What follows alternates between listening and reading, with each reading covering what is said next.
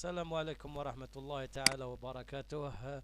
باش نوريكم طريقة تشغيل أبو ظبي الرياضية المشفرة على جهازكم الكمبيوتر. ما عليك فقط تحميل البرنامج اوكتكشوب، هو اللي عبارة عن فلاش بلاير آخر. بعد ما تنستاليه هو الدخول إلى هذا الموقع كما راكم تشوفوا. هاوليك الموقع. بعد ما تدخل الموقع راح ناخذ الرابط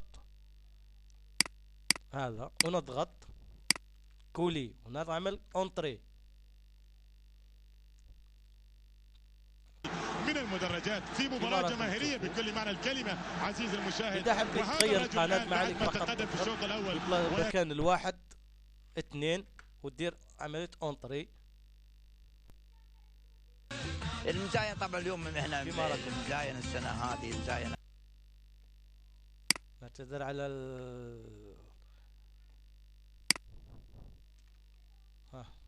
مثلا حاب نمشوا رقم 4. هاليك أبو ظبي الرياضية 4. حبوا تمشوا 5.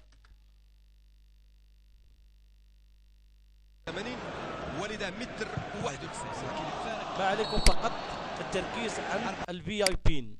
الفي اي بين هو تغيير البروكسي، اي برامج تغيير الاي بي. اي بي الجزائري لازم تغيروا اي بي خارج منطقة الجزائر او تونس، المهم دولة اوروبية. والسلام عليكم ورحمة الله تعالى وبركاته. النهاية الحديث عن